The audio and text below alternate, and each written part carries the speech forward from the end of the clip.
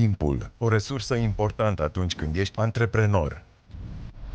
Cu George pentru afacerea ta, îți faci cont 100% online. Fără drumuri la bancă, fără documente, ca să-ți folosești timpul în mod inteligent. În plus, ai tranzacții online gratuite nelimitat. George, primul banking inteligent.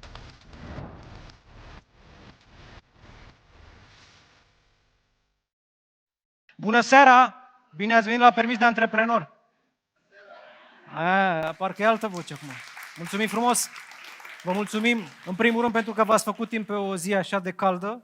În al doilea rând, vă faceți timp pentru afacerile voastre. Trecem printr-o perioadă, să-i spunem, destul de dificilă, astfel încât deciziile care se iau în acest moment sunt decizii care pot schimba business-ul vostru în bine sau în cele mai rele scenarii pot transforma business-ul vostru într-o lipsă de cash flow. Ne așteaptă o perioadă foarte interesantă, având în vedere că guvernul se pregătește să crească zona de taxe. Bineînțeles, încă nu este nimic confirmat, e doar un proiect de lege, dar cu siguranță aceste lucruri se vor întâmpla. Și aici vorbim de impozitul pe profit, vorbim de impozitul pe venit și alte taxe care pot, deși ele au crescut în ultimii ani de vreo 2-3 ori.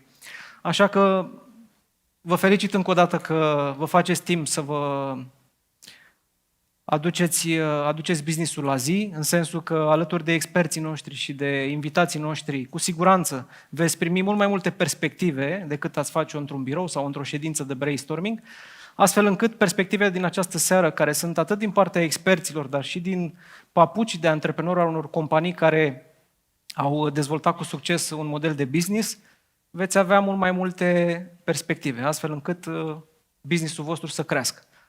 Acum, întrebare. Cine a venit din București? Cine a venit din afara Bucureștiului astăzi la noi? Știu că, în general, din București?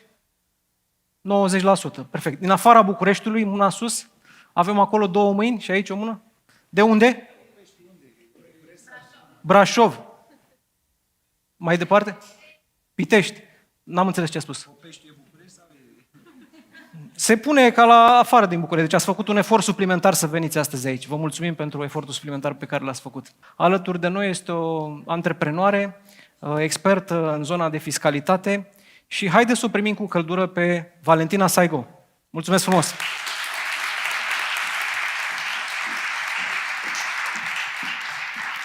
Mulțumim pentru prezență. Mulțumesc și eu. Să rămână. Luați loc aici. Perfect.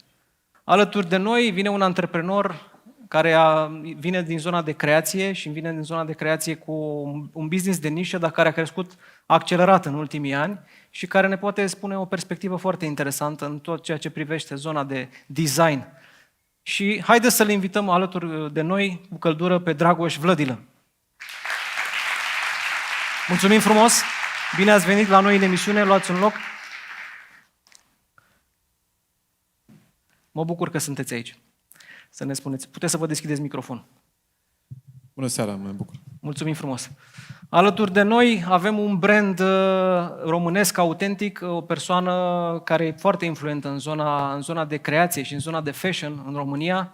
Mulți dintre voi probabil o cunosc și mulți dintre voi probabil aveți întrebări în această zonă și cu siguranță ne va aduce o nouă perspectivă pentru că a văzut mai multe, să le spunem, ere fiscale în România și a reușit să parcurgă aceste cicluri economice cu brio. Doamna Eli Lăzlean, mulțumim frumos că sunteți alături de noi.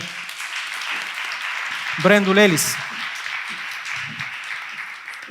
Vă mulțumesc frumos. Luați un loc. Și nu în ultimul rând, avem alături de noi un antreprenor, un autor și un om care vrea să schimbe România prin educație financiară și nu numai. Creează programe de televiziune, cărți și așa mai departe, astfel încât noi să devenim mai inteligenți cu banii și, bineînțeles, ca deciziile noastre să fie cât mai bune în zona financiară și, evident, să punem banii în mișcare. Este alături de noi Iancu Guda! Mulțumesc frumos!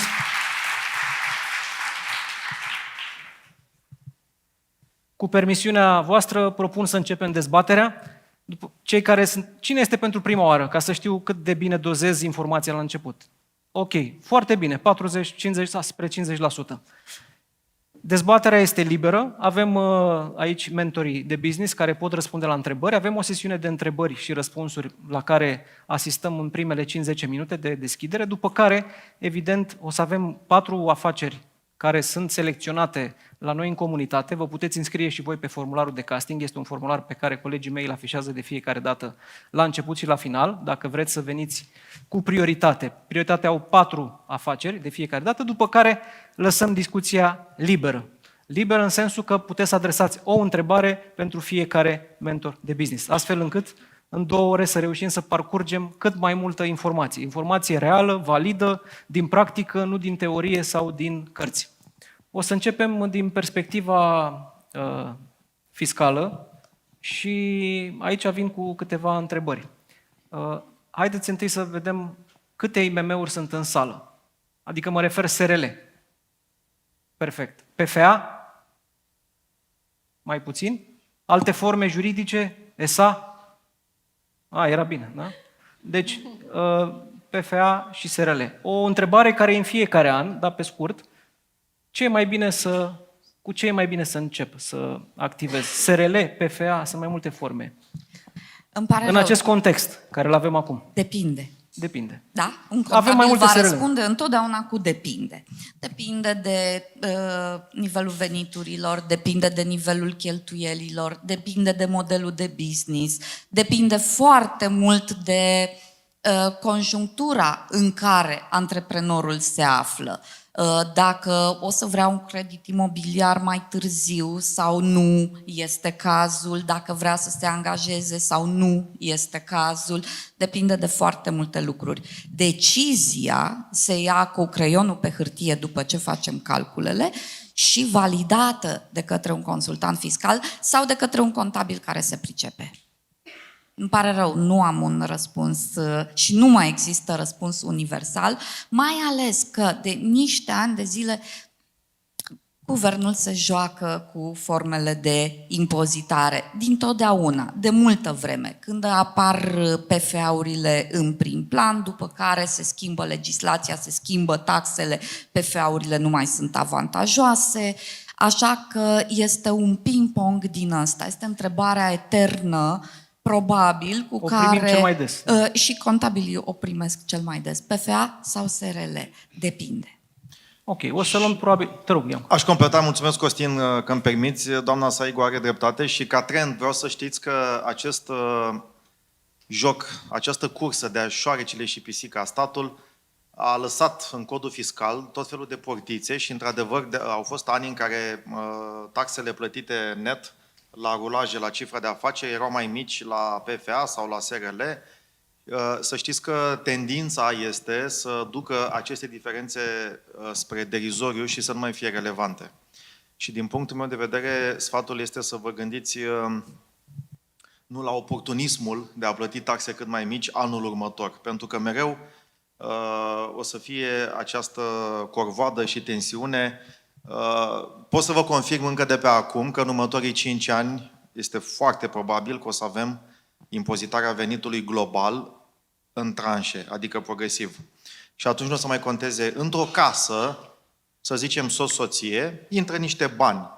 Că doamna este angajată sau antreprenoare pe formă de micro sau SRL sau PFA, domnul este orice ar fi, că le intră bani din 2 apartamente închiriate, că mai investesc la bursă, că mai scot niște dividende, că mai au niște drepturi de autor, nu o să mai conteze. Și este bine că nu o să mai conteze.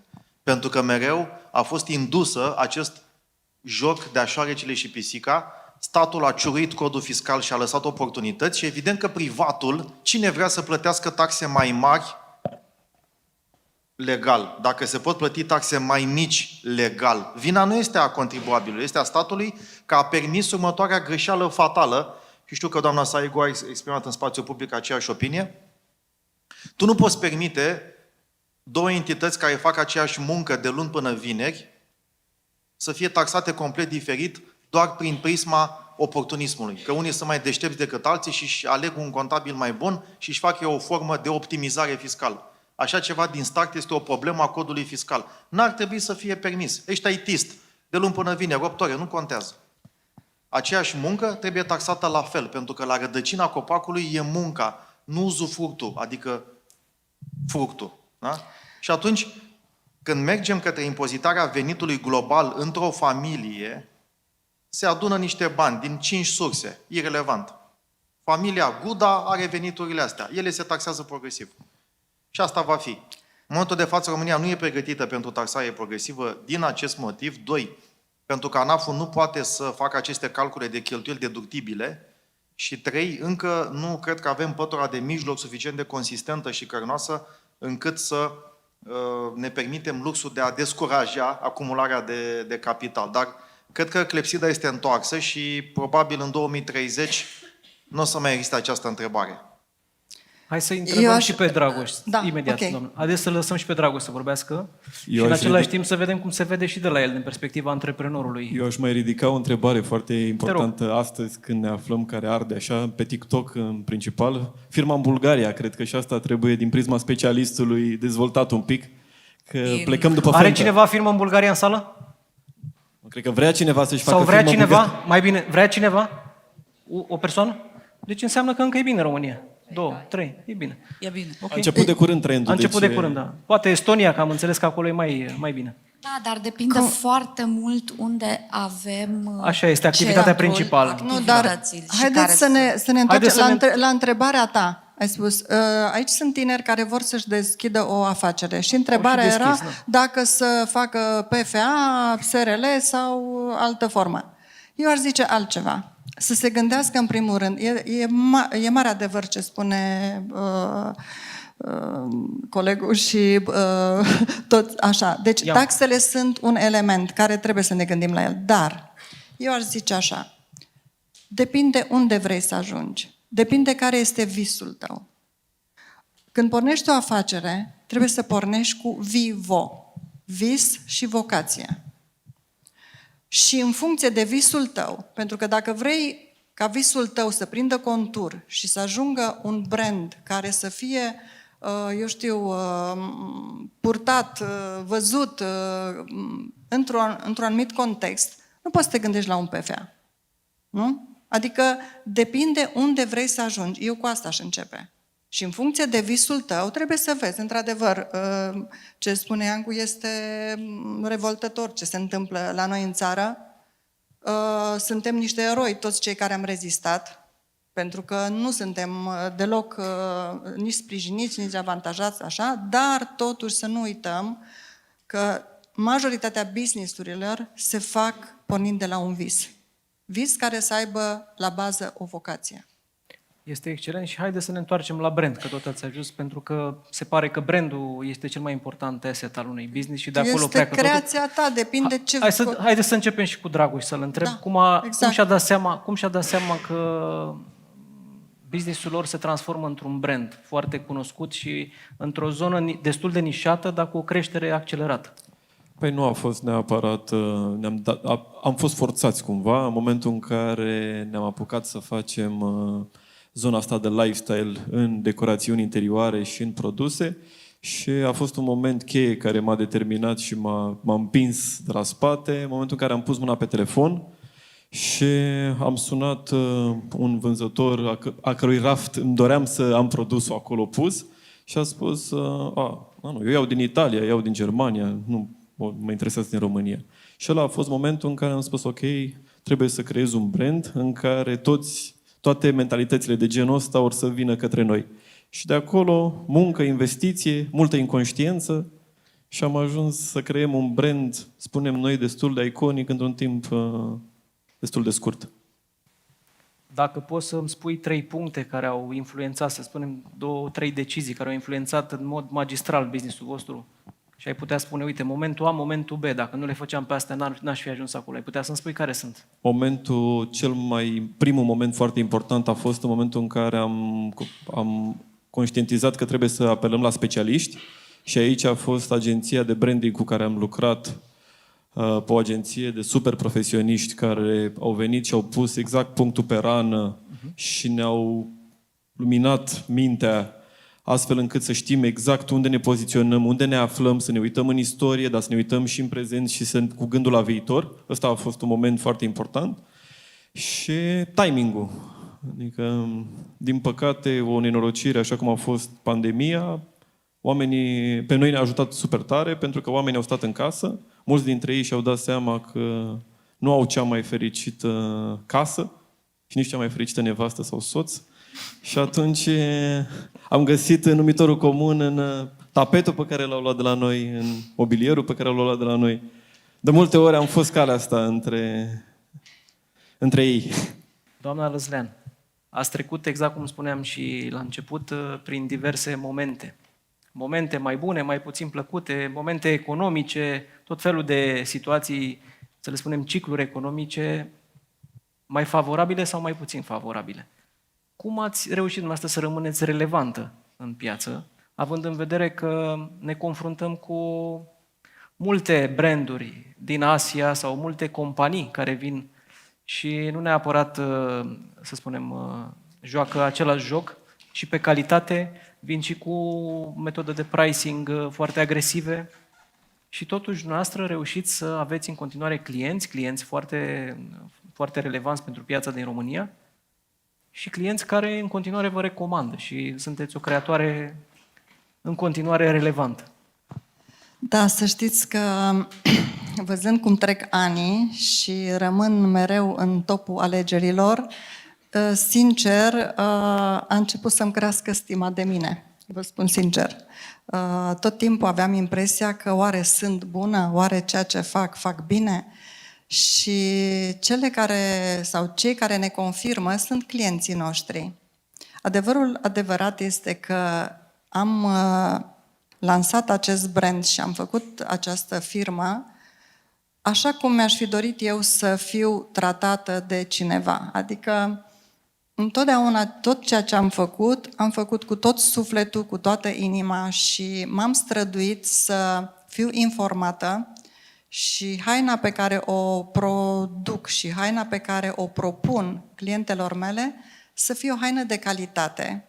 Am pariat pe calitate și m-am informat tot timpul de cum arată moda occidentală.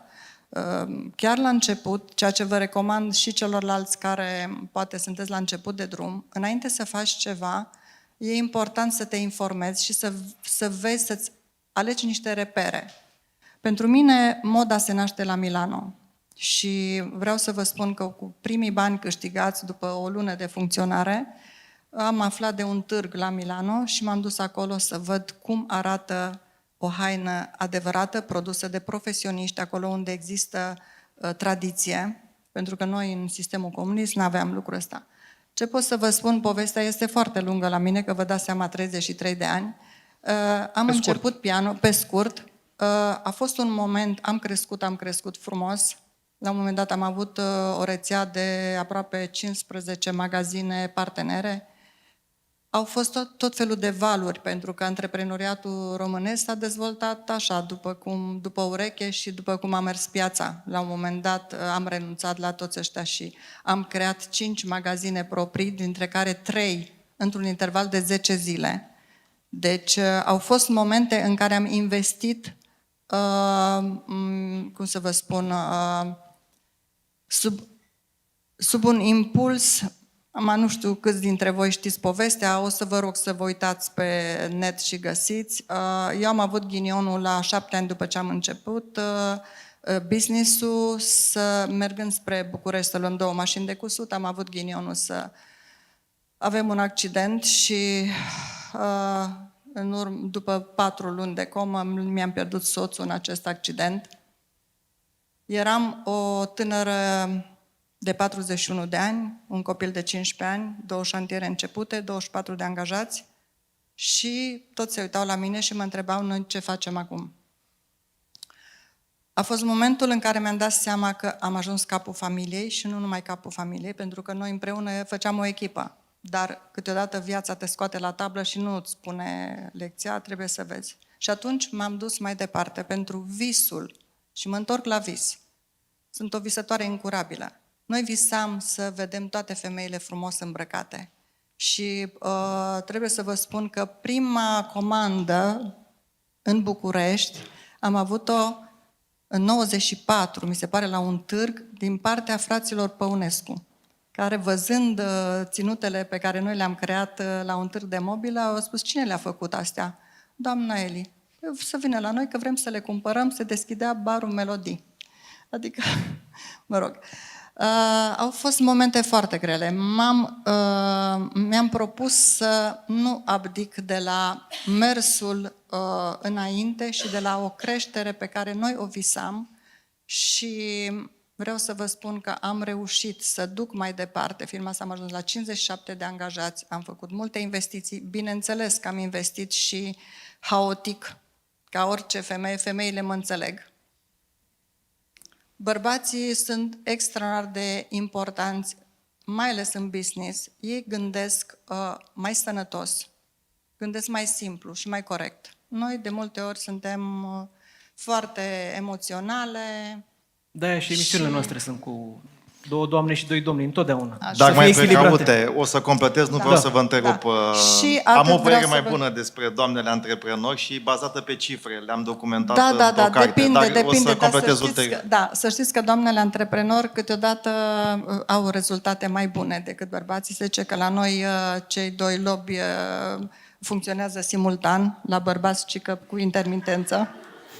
Asta mi-a spus un medic când am fost la un business day și eu tot așa făceam elogiul la mintea bărbatului și mi-a spus: doamna Eli, nu aveți dreptate.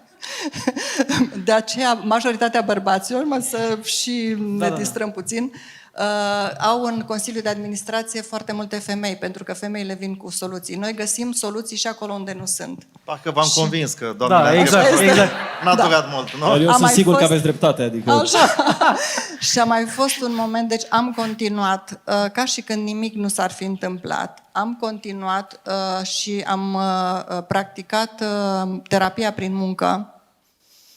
Toată supărarea, toată furia, toată durerea s-a transformat în haine frumoase care au cucerit inimile femeilor. Am avut curajul ca după 3 luni, după ce am rămas văduvă, să-mi deschid magazin în București și din 98 primul magazin a fost în World Trade Center, după aceea am venit pe Calea Victoriei.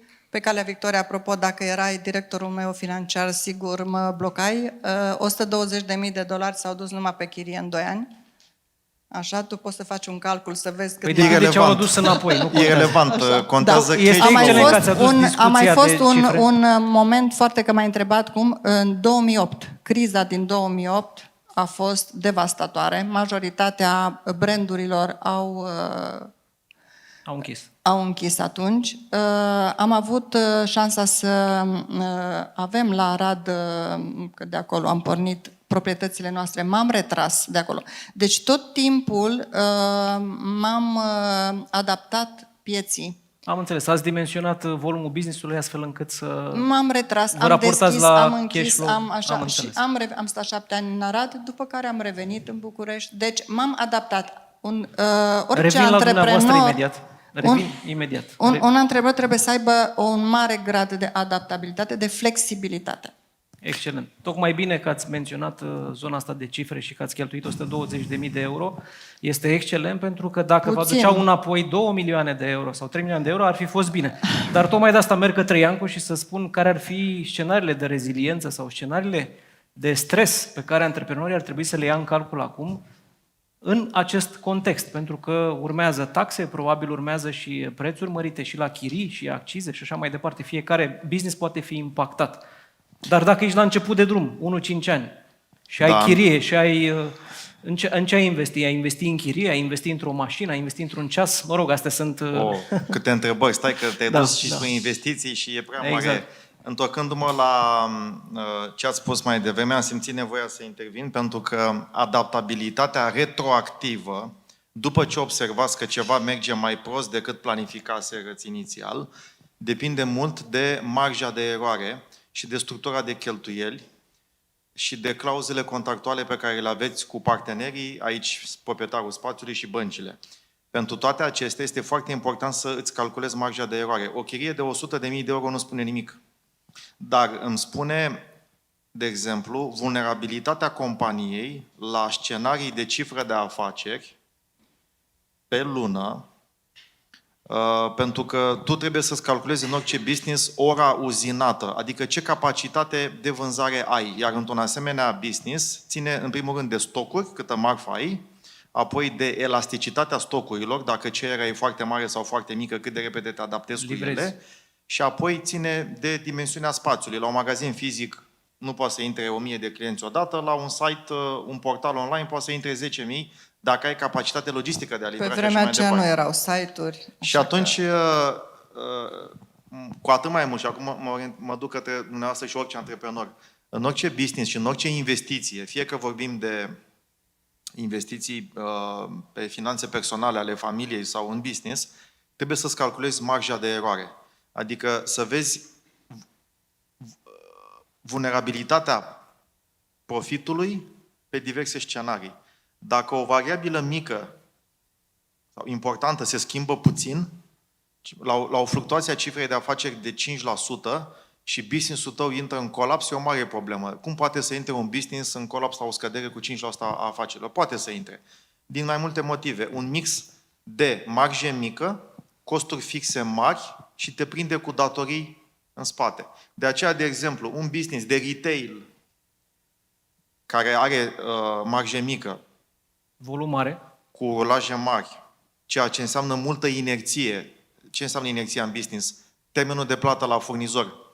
O să exprim mai plastic. Când frânezi la semafor, tu poate nu calci pietonul, dar vine din spate cineva și te lovește.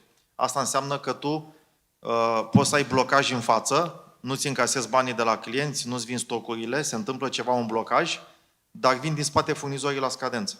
Și atunci, business-urile astea care au ciclu lung, ce înseamnă ciclu lung? De la momentul aprovizionării, stocării, vânzării și încasării durează mult. De exemplu, un restaurant de tip fast food e mult mai agil decât un restaurant de tip, ca să nu dau numele, din Herăstrău, care el nu ia cheeseburgerul luni și luni după masă îl vinde cu 5 lei. Ia un tomahawk congelat, îl vinde după 3 săptămâni, dacă îl vinde cu 100 de euro. Și atunci, cu cât ai ciclu mai lung, care se cheamă ciclu de conversie a banilor, cât timp blochezi bani în creanțe și stocuri minus furnizori, exemplu, construcții, agricultură, cu cât ai marjă mai mică, exemplu, distribuție retail, cu cât ai un business care necesită datorii mai mari, e foarte greu să faci business în agricultură fără datorii. Pentru că ciclul e atât de lung, încât dacă nu te finanțează furnizorii sau băncile, ar trebui să vii de acasă cu atât de mulți bani, încât randamentul pe capitalul investit nu mai e satisfăcător. Și atunci, în funcție de acești parametri, se calculează ceea ce chiar astăzi postam într-un curs disponibil într-o platformă pe care am lansat-o recent, cum se calculează matematic capacitatea de restructurare a unei companii. Este foarte important să o calculezi înainte de a fi nevoie să te restructurezi. Cu alte cuvinte, nu faci planul de evacuare în mijlocul incendiului. Mai exact, se poate calcula matematic câte zile poate să reziste o companie din cash flow autonom, deci din operațiuni, la anumite scenarii de scădere cifră de afaceri și apoi mergi pe intensități, 5%, 10%, 20%, pe creșteri de taxe, pe creșteri de dobândă, pe creșteri de cheltuieli, salarii care sunt împinse de salariu minim, pe creșteri de chirie. Și atunci îți faci o matrice care se cheamă matricea de riscuri și ai șocurile, cam ce se poate întâmpla. Nu știm, dar putem lua, mai ales în perioada aceasta, vă zic, creșteri de taxe, le știți deja că s-au anunțat recent. Apoi, probabilitatea și impactul. Și un antreprenor bine pus la punct, cu afacere bine pusă la punct, dacă iese și le zice angajaților, partenerilor, băncilor, indiferent ce s-ar întâmpla, sunt pregătit, o să facem față, nu-l crede nimeni. Dacă vii realist și spui, domne, n-am un glob de cristal, nu știu ce se va întâmpla, dar sunt în business de atât de mulți ani, am trecut prin atât de multe, sau sunt la început de drum și am văzut ce fac alții sau m-am documentat și cred că se pot întâmpla 5 lucruri nasoale cu business-ul meu. Am aplicat aceste șocuri, iar marja de eroare este. Iar compania mea, inclusiv în aceste scenarii pesimiste, e capabilă să vă ramburseze creditul de la bancă sau chiria dumneavoastră. Și atunci transmiți încredere. Pentru că acel partener zice, aha, deci worst case scenario rezistă. Și atunci lucrurile astea se calculează. Mie mi-au luat 20 de ani de experiență la nivel, cu toată modestia, foarte înalt, fiind și CEO unei importante companii, a treia la nivel global pe analiză financiară, risc și evaluare rating, studii de asemenea relevante și în 40.000 de ore de muncă și de educație am sintetizat totul într-un curs de o oră. Și să știți că e o metodă care se calculează cu niște indicatori. Adică nu ghicim capacitatea de restructurare, ea se calculează matematic. De exemplu, dacă mă uit pe financiarul unei companii, eu pot să-i zic, firma asta rezistă 72 de zile la un șoc de scădere cifra de afaceri cu 5%, creștere de cheltuieli cu 5%, creștere cu dobândă cu 2%. Și poți să-i calculezi în oglindă față de alte companii concurente. Și, în general, vrei să fii agil. Adică, când primești 10 pumni, să te ferești de cât mai mulți. De 8 ar fi bine. Da, Să iei doar 2. să știți că sunt companii care primesc 10 pumni și ele resimt 12.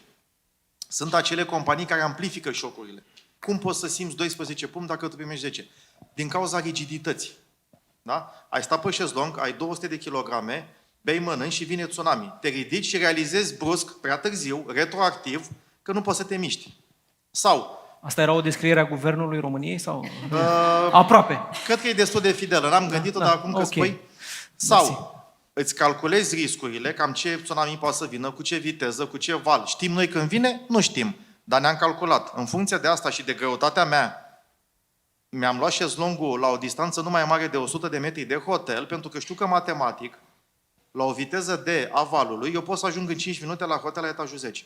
Cam asta înseamnă metaforic calculele matematice pe capacitatea de restructurare. Și un antreprenor bine pus la punct, cam așa ar trebui să-și gestioneze business.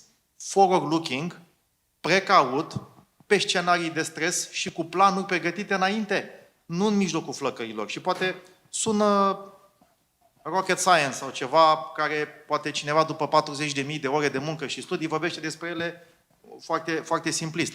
Dar să știți că dacă înțelegi metoda și cum se calculează, e chiar simplu. Și asta, de exemplu, am pus eu în cursul, dacă vă uitați pe pagina de Facebook a mea, Iancu Guda, astăzi, chiar despre acest curs vorbeam, care durează o oră și am pus într-o oră ce am învățat eu în 40.000 de ore de muncă și de studii și acolo aveți și metoda și cum se aplică pe un studiu de caz, ca să știți cum se poate aplica și pe compania dumneavoastră. Asta înseamnă un pilot precaut. Că nimeni nu vrea să fie Mika Hakkinen sau nici eu n-am așteptarea de la voi ca antreprenori să fiți ca mine după 40.000 de ore mi-a luat mie de muncă. Nici eu nu o să pot să fiu la fel de bun în business ca dumneavoastră în modă, ca dumneavoastră în turism, în agricultură sau Horeca sau ce faceți. Fiecare e bun pe meseria lui. Important să avem permis de antreprenor. Mulțumim frumos. Asta înseamnă să... Pentru că știi ce se întâmplă în România? Asta e ideea. Oricine începe o afacere cu 1 leu, mai nou capital social. Ori nu e chiar așa. Adică poți să o faci și să încerci din experiență, să te frici și să plătești. Viața e cel mai bun lector, nici Iancu, nici nimeni. Tocmai de aceea îți taie cele mai scumpe facturi. Și dacă vrei să înveți și să plătești poate 120.000 de euro și fiecare în parte, și am făcut greșelile mele în COFAS, unde am fost și eu, ca director de risc, n-am luat cele mai bune decizii mereu. Dar e bine în viață totuși să greșești des, ieftin și o singură dată din fiecare greșeală. Uite, Dragoș Râde. Și îți dai lași seama pentru ce fericit ești când realizezi că nu mai faci aceleași greșeli? Păi prima dată e o greșeală, a doua oară e prostie. Evident. Da, deci acum, că tu ești așa, mă rog, domn profesor. Nu, fiecare e profesor, consider pe domeniul dar lui. nu toți ăștia visătorii, știi? Ăștia visătorii, nu știu cât... Vă împăcați cu cifrele astea, că pe mine... Ar trebui. Deci, eu zic așa, ceea ce predai tu este extraordinar de important. Și adevărul adevărat este că în ziua de astăzi nu se mai fac business-urile cum se făceau acum 30 de ani. Deci, clar, există foarte multă informație. Pentru că, nu, în primul rând și asta, dar înainte de multă informație, este mult mai mică marja de eroare. În anii 90 era haiducie. Exact. Adică acum afacerile se conduc pe serpentine cu eroare de risc foarte mică. Nu mai conducem pe autostrăzi cu 3 benzi și orice s-ar întâmpla, n-ai niciun concurent. Foarte întortocheate. Scuzați-mă, Dedeman, Da. cu tot respectul pentru ei. Am dat un exemplu. EMAG, Altex, ETC, dați-mi nume de companii care au deschis și au ajuns lideri în domeniul lor în anii 90. Dacă deschideau acum de la zero, era infinit mai greu. Așa este. Da. Ne reîntoarcem și la Valentina și evident că mulți dintre oamenii noștri de aici din sală și din cei care ne urmăresc pe online și la TV încep să aibă o relație cu contabilul. Și aici relația cu contabilul trebuie dezvoltată, adică comunicarea trebuie să fie de ambele părți. Uite, Dragoș râde, deci are și el ceva să ne spună în zona asta. Relația cu contabilul. Aveți o relație bună cu contabilitatea? Mi-a zis că da. E excelent atunci. L-am întrebat. Bun. Cum ar trebui să vină ei proactiv către contabil? Pentru că de multe ori se face confuzia contabilitate, consultanță fiscală, expert financiar, cumva avem niște așteptări, să le spunem, nerealiste de la un contabil. Și atunci, Doamne, nu mi-a spus contabilul, nu mi-a spus aia, nu mi-a spus aia, nu mi-a spus aia, dar nici noi n-am venit către el să...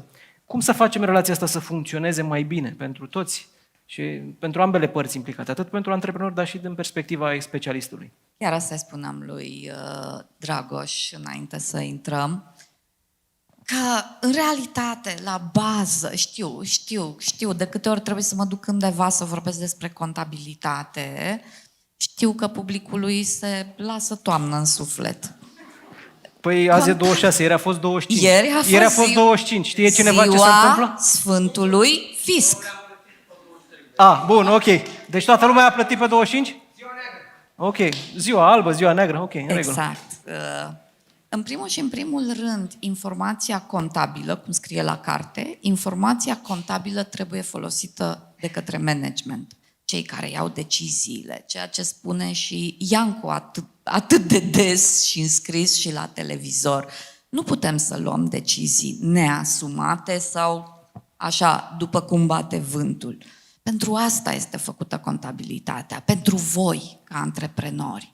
După care, informația contabilă este folosită de către asociați. Să nu confundăm managementul, adică administratorul firmei, cu asociații. Și dacă aveți SRL, sunteți asociați, nu acționari. Doar în ESA avem acționari. După care, al treilea rând pentru care se folosește informația contabilă despre terți, clienți, furnizori. Știți că bilanțurile sunt publice, da? Se găsesc pe ME-Finanțe și toată lumea află despre declarațiile, dacă fac o analogie proastă cu declarațiile de avere, toată lumea vă vede bilanțul pe ME-Finanțe. Clienți, furnizori, salariați. Avem o prevedere în Codul Muncii care ne obligă ca administrator să informăm salariații de situația financiară a firmei ca să știe și ei unde stau, cel puțin o dată pe an. În al patrulea rând, informația contabilă trebuie folosită de către bănci, finanțatori în general, bănci, leasinguri, fonduri nerambursabile și în ultimul rând de către fisc. Prin urmare, în România se întâmplă invers. Un contabil lucrează preponderent pentru ANAF, antreprenorul poate nu înțelege niște lucruri, ce îi spune contabilul în păsăreasca lui acolo cu debit, cu credit, cu activ, cu pasiv, balanță, bilanț, firar ale dracului, că sunt oricum prea multe și nu înțelegem nimic. Și da, într-adevăr, dacă faci greșeala să te uiți într-o balanță, o să te uiți ca curca în crăci, pentru că nu are nicio legătură cu ce știm noi despre business. În balanță, lucrurile pe model franțuzesc sunt puse în ordinea descrescătoare, în ordinea crescătoare a lichidității și nu prea vedem acolo lucruri sau instrumente pe care să le folosim în viața de zi cu zi. Prin urmare, dragilor, este rolul vostru să nu vă lăsați contabilul să lucreze pentru ANAF. Puneți-l să lucreze pentru voi. Surprindeți-vă contabilului și cereți o întâlnire în care să vă explice câteva noțiuni din balanță. Pentru că de când au apărut eurile, e-factură, e-TVA, transport, SAFTE, de SAFTE ați auzit, nu? E ceva sinistru. Gândiți-vă că în momentul de față fiscul are toate informațiile despre firma voastră, inclusiv alea pe care nu le știți. Pentru că în SAFTE se raportează la nivel de tranzacție, la nivel de poziție pe factură, se știe absolut tot. Și atunci, cum folosiți această informație contabilă? De ce lăsați fiscul să folosească doar el? Bine, nici fiscul nu s-a uitat încă în SAFTE, n-a învățat să se uite, știm de anul trecut de când contabilii am ieșit în stradă pentru voi, antreprenorii, pentru acel e-TVA. Prin urmare, cred că ar trebui să vă ascultați contabilul. Surprindeți-l și cereți o întâlnire ca să vă explice balanța. Puneți întrebări. Trebuie să știți lună de lună, zi de zi, care este marja de profit pe care o aveți în firmă, care sunt sumele care sunt de recuperat. Mă refer la creanțele voastre. Pentru prima dată în viață, le spuneam și colegilor de platou înainte să intrăm, pentru prima dată în viață, ieri, am făcut o solicitare de eșalonare simplificată la una din firmele mele, nu clienți, că pentru clienți am făcut de când s-au inventat. N-am avut bani de taxe. Și nu vorbesc despre vreo lipsă de cash flow, că mă lovise canicula și n-am fost pe fază. Îmi verific cash flow-ul săptămânal. Am procedură de recuperare a creanțelor, am KPI pe cash flow și pe creanțele neîncasate, am toți indicatorii pe care îi știu sau îi folosesc în scopul creșterii business-ului meu. Dar ieri n-am avut bani de taxe. A făcut cineva dintre voi vreodată eșalonare simplificată? Ok. Da? Da. Da, uite, da? Deci se poate și așa ceva, ca în facultate. N-ai restanță, n-ai prestanță. Da? Din când în când mai trebuie să facem și o eșalonare simplificată. Însă, da, într-adevăr, este din ce în ce mai greu pentru că de 3 ani se cresc taxele, fără să avem perioadă de respiro, ca măcar să ne obișnuim cu ideea. Și dacă pe mine m-a lovit trenul și teoretic înțeleg cu ce se mănâncă cifrele astea, că pot să ghicesc într-o balanță ca mama Omida în cafea, dacă eu am pățit-o și m-a lovit trenul acestei lipse de cash flow la data plății taxelor, sunt convinsă că pentru voi va fi poate și mai greu în momentul în care ne vor crește încă o dată taxele. Și nu vorbim doar de taxe aici, pentru că diavolul stă în detalii și legislația contabilă și fiscală și economică și toate la un loc sunt foarte stufoase și rigorile acestei legislații sunt foarte grave. Avem plafoane pentru ridicările și depunerile de numerar. Sper doar să nu mai scadă mai mult de atât la legea 70 pe 2015. Și vreau să vă anunț, dragilor, că registrele de casă în momentul de față sunt praf. Registrele de casă ale antreprenorilor mici, pentru că nu au înțeles și nu respectă cu rigurozitate aceste restricții pe care le avem cu cash-ul. Și va fi și mai greu. Prin urmare, uitați-vă la registrul vostru de casă, uitați-vă în balanța voastră să vedeți de unde aveți bani de recuperat, unde vă sunt banii, că de dus știm unde se vor duce, da? Și pregătiți-vă în sensul ăsta cu un cash flow. Mai mult, de când a apărut e-factura, informația contabilă nu mai circulă, nu mai vine antreprenorul cu sacoșa, cu de bonuri și de facturi să-i le dea contabilei și contabila la rândul ei să depună declarații la ANAF. Aveți noroc că nu mai trag contabilii de voi că ați pierdut facturile pe drum. În momentul de față, contabilul își ia informațiile și a facturile voastre de la ANAF ca pe urmă să întocmească și să depună declarațiile. Stați de vorbă cu contabilul vostru pentru că e plin SPV-ul de facturi eronate. Nu vă apucați nu cumva să plătiți facturi pe care nu le-ați verificat. Sunt multe lucruri în neregulă, chiar și în acest proces care trebuia să fie simplu cu e-factura. Nimic nu e simplu, dar nu e imposibil. Vine la pachet cu ceva bun. V-am zis, nu vă mai pierdeți documentele și aveți înregistrate pe cheltuieli lucrurile importante care de obicei se întâmpla în apropiere de 24, să turbăm la client și să cerem documentele lipsă. Cam asta ar trebui să fie relația cu contabilul, să înțelegeți ce spune, să vă duceți spre el, să-i spuneți că n-ați înțeles, să vă traducă legislația fiscală din română în română, pentru că viteza cu care se întâmplă lucrurile este absolut amețitoare. Iar lucrurile astea ce fac, care sunt consecințele? Costă. Ce? Banii voștri. Deci cine se duce mâine la contabil? Nimeni? La sfârșitul acestei emisiuni. Bun atunci. E bine, înseamnă că aveți o relație bună. La preot, la psihiatru și la contabil. Trebuie să spui adevărul. Apropo de indicatori și de instrumente, Dragoș, la tine în afaceri, care sunt cele mai importante instrumente pe care, să le spunem, le folosești săptămânal sau chiar zilnic? La ce te uiți? La vânzări, la stocuri, la... Pe lângă faptul că ne uităm la vânzări, ne uităm la stocuri, ne uităm în principal pe cash flow și pe P&L.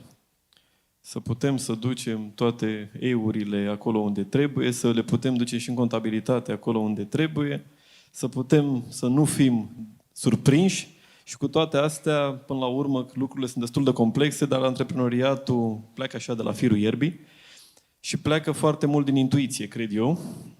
Și intuiția asta pentru antreprenorii la început de drum, cum o consider și eu, contează foarte mult în momentul ăsta în care nu mai poți să previzionezi pe o perioadă deloc lungă, ne putem duce pe un 6 luni, un an, este să muți costuri în variabil. Cred că ăsta este cel mai important sfat. Adică oricât de complicat ar suna lucrurile, să poți să ai costuri în funcție de rezultat și să le poți ajusta. Cred că ăsta este, cu asta ar trebui să plece toată lumea într-un modul așa. Între un cost fix și unul variabil, îl aleg pe la variabil. Și în zona de produs, pentru că voi aveți și sunteți recunoscut pentru un produs bun, un produs premium și evident că aveți o mulțime de concurență și au venit foarte mulți concurenți în această zonă. Cum reușiți totuși să rămâneți într-o poziție de preț bună, astfel încât să nu cădeți în capcana de, nu știu, pentru mai multe vânzări sau pentru să facem la volum lucrurile care e un trend acum care... Este foarte complicat să menții linia asta de plutire și poți să o faci doar cu o strategie foarte bună. De multe ori trebuie să ai și ochelari de cal, la modul să te ambiționezi că vrei să mergi pe drumul ăsta, să investești constant. Pe noi ne salvează foarte mult brandul și în momentul în care avem undeva, ca medie, în ultimii 4 ani, undeva la 3500 de clienți unici pe an. Ceea ce pentru un business în România, pe segmentul nostru, este destul de mult. Și atunci ne ajută partea asta de branding și de filozofie și acei ochelari de cal, ne ajută foarte tare să ajungem și către clienții foarte mari. Și observ chestia asta de 2-3 ani de zile, de când am început să devenim relevanți, că intrăm mult mai ușor în piața clienților mari. Pentru că ne recomandă foarte tare background-ul și brandul trage, este un cap tractor care ajută foarte mult. Și să inovăm continuu. Adică în momentul de față încercăm să aducem, de fapt nu, facem să aducem sub umbrelă și alte produse, să creăm acest lifestyle numit Vladila. Să fie recunoscibil și este deja. Oamenii când văd tapet recunosc că este de la noi, ceea ce pentru noi este măgulitor și o performanță foarte interesantă. Am văzut, aveți clienți în sală deja, deci e bine. Uite, apropo de asta, în momentul în care am avut, că spuneam de studiu de brand, momentul în care agenția de branding a venit și noi ne numeam Aesthetic Design. Și în momentul studiului, a fost un studiu foarte interesant, de vreo 200 de pagini, așa, în care ne-a marcat foarte tare și la final au venit și au spus, și noi venim și cu o propunere de schimbare de nume. Și au zis, numele, cel puțin în zona de design, se întâmplă foarte tare să fie numele deținătorilor Și a zis, pentru voi ar fi interesant să numească Vladila.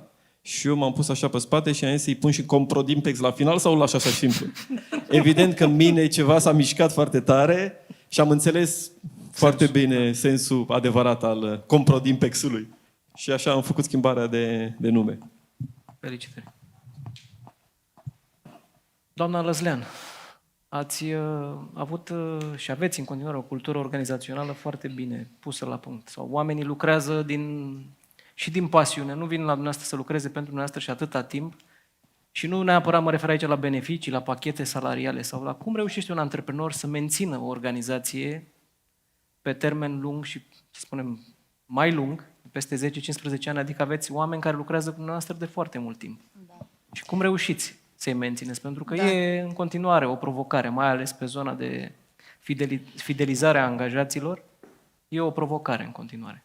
Da, deci, așa cum spuneam, mi-am creat acest business așa cum mi-ar fi plăcut mie să fiu tratată și pe angajații mei la fel, îi tratez așa cum mi-ar place mie să fiu tratată. Am fost și eu angajată, nu? Și uneori nu-mi plăcea neapărat cum mă trata directorul sau, mă rog. E o mare artă. E o mare artă să relaționezi cu oamenii, să îi faci să te urmeze chiar și atunci când este greu. Dar eu zic așa că e foarte important, cel mai important lucru este să poți să alegi oamenii care au aceleași valori ca și tine, oameni cu care simți că ai o vibrație comună. Eu foarte mult merg pe această idee și pe acest criteriu. Am văzut că sunt oameni cu care efectiv e o plăcere să lucrezi și sunt oameni cu care pur și simplu nu pot să lucrez. Și în ultimul timp lucrul acesta îl văd tot mai clar. După cum știți, cei care sunteți preocupați de dezvoltare personală, se întâmplă și pe Mapamond niște mișcări și oamenii se adună după frecvențele pe care le emitem. Nu că suntem energie toți. Și aici venim oameni care avem aceleași. Și într-o familie antreprenorială se întâmplă la fel. Uite, recent s-a pensionat cea cu care am început acum 30 de ani. Da. Și ce mai vreau eu să vă spun, pentru că ar fi foarte multe de spus, sincer, deși sunt economistă la bază, m-a ajutat foarte mult formația de economist, pentru că am avut elementele, să zicem, definitorii care ar trebui să le urmăresc atunci când gândesc un business. Foarte important cum să știi să calculezi un preț de cost, cum să știi să îți evaluezi, eu știu, și organizarea procesului de producție, foarte important. Dincolo de ceea ce spunea colega cu relația cu contabilul, esențială. Dar, dincolo de asta, că m-ai întrebat, eu, de fapt, toată viața am căutat frumosul. Frumosul în oameni. Și am căutat să văd și părțile frumoase, chiar pentru că nu există nu ca la contabilitate, e debit și credit, nu? Deci nu există numai alb, este și negru și întotdeauna mi-a plăcut să valorizez calitățile unui... E periculos să folosim cuvântul negru acum, în contextul ăsta. Da, alb și negru în sensul în care... Da, bun. Era doar o glumă, știți? Yin și yang și așa. Deci nu există doar frumos, dar eu recunosc că toată viața am căutat frumosul și, cum îmi place să spun, când nu l-am găsit, l-am inventat. Adică am căutat calitățile fiecărui angajat și am încercat să îl fac astfel încât să îl pun în valoare. Mulțumim frumos! Acum o să rog colegii să pregătească, pentru că avem cele 4 afaceri care au fost selecționate să intre în dialog cu mentorii noștri în această seară. O să luăm de la stânga la dreapta, sau de la dreapta la stânga, începem cu doamnele. Da? Mulțumesc tare mult! Bună seara tuturor! Numele meu este Crina Carp, sunt fondatoarea jurnalului de zbor pentru copii Planor. Am creat un jurnal pentru fetița mea inițial și apoi a devenit o afacere. Este un jurnal de zbor pentru copii, în care atât părinții cât și copiii își notează amintirile, iar mai apoi pilotul completează partea tehnică. În seara asta am o întrebare pentru domnul Iancu Guda. Ați discutat și în cărțile dumneavoastră și în seara asta despre fragilitatea companiilor care, să zicem, au o structură rigidă a costurilor și poate un cash flow instabil. Ce indicator financiar urmărim în cazul micro-întreprinderilor, să zicem de creație, care să le ajute lunar să meargă spre un viitor și să nu se blocheze într-un risc financiar? Mulțumesc! Ok. Mulțumim și eu pentru întrebare și felicitări pentru ideea creativă. Acum, ascultându-vă, chiar realizez că în călătorii adune amintiri care vrei să rămână nu doar prin poze, și inclusiv prin gânduri scrise sau ceva atipic. Să vină pilotul aeronavei și să semneze. Sunt disponibili pentru așa ceva? Da? Când... Interesant. Băiatul mereu, că are 2 ani și jumătate și are deja vreo 5-6 zboruri la 6 zboruri la activ și mereu zice, tati, să-l văd pe pilot. Și eu spuneam, nu se poate, că are treaba acolo, trebuie să... Acum știu să... Da. Revenind la întrebarea dumneavoastră. Interesant, Costin, cum ne-ai aranjat așa pe flancuri 2 oameni mai pragmatici ai cifrelor și în mijloc Trebuie să facem totdeauna cu această 2 combinație. antreprenori mai pe zona de creație. Cred că ambele sunt importante și este important să avem antreprenori ambițioși, visători, creativi, dar cu picioarele pe pământ. Tu ești o antreprenoare foarte creativă, iar întrebarea ta este o întrebare pragmatică. Și răspunsul se referă, având în vedere specificul afacerii tale, care nu este atât de consumatoare de materie primă, de stocuri, de producție complexă, deci n-ai o problemă pe ciclu operațional, pe producție și pe stocuri. Accentul principal este pe cash flow și este un indicator sfânt în trezorie care se cheamă încasări minime necesare ca să-ți acoperi plățile scadente. Aia e trezoria netă. Și e genul de indicator care trebuie calculat în fiecare lună. Îi vine luna iulie. Ar fi bine să știi care este ținta de încasări, nu de venituri, de încasări, ca să-ți acoperi plățile care ajung la scadență. Asta e o primă întrebare de supraviețuire. Ca să câștigi, în primul rând trebuie să nu mori. Deci să prinzi și luna august și în general vei prinde luna august dacă încasările din luna iulie sunt suficiente ca să-ți acopere plățile scadente în luna iulie. Ea se poate vedea și prin cash flow operațional, care trebuie să fie pozitiv. Băbește încasările de la clienți să-ți acopere cele 4 plăți esențiale, furnizori, salarii, taxe și dobânzi. Un alt indicator. Apoi, capitalul de lucru finanțabil, adică surplusul de creanțe, stocuri nu prea cred că ai foarte mult. Da? Ok? Interesant. Față de furnizori, e o nevoie de finanțare. Asta și cheamă, nevoia de fond de rulment. Este ce ai în balanță, creanțe plus stocuri minus furnizori. Ei bine, tu trebuie, ideal ar fi să-ți finanțezi nevoia de fond de rulment din cash flow operațional pozitiv. Dacă nu poți treaba asta, următorul punct la care te vei duce este finanțarea de la bancă pe capital de lucru.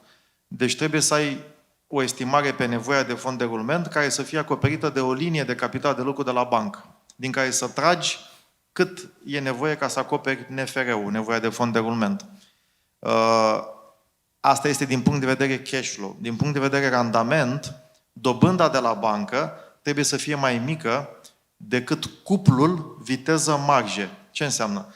Viteza este viteza cu care faci bani și se calculează pe ciclu de conversie, adică furnizori, unde ai un termen de plată, apoi ce faci cu furnizorii? Cumperi materie primă, ce faci? Stochezi, transformi, obții produsul finit și până acolo se cheamă durata de rotație a stocului și după ce ai obținut produsul finit și ai vândut, mai ai un obstacol, încasarea. Și aia se cheamă durata de încasare a creanțelor. Ei bine, în România, acum pot să, ca să nu mă refer la business-ul tău, ci în general, în România, durata medie de a face bani este de 50 de zile. Deci, blocajul la creanțe este de 104 zile, de 94 de zile, blocajul la stocuri este de 60 de zile, deci 154, termenul de plată mediu la furnizor este 104. Deci diferența dintre ele este de 50 de zile.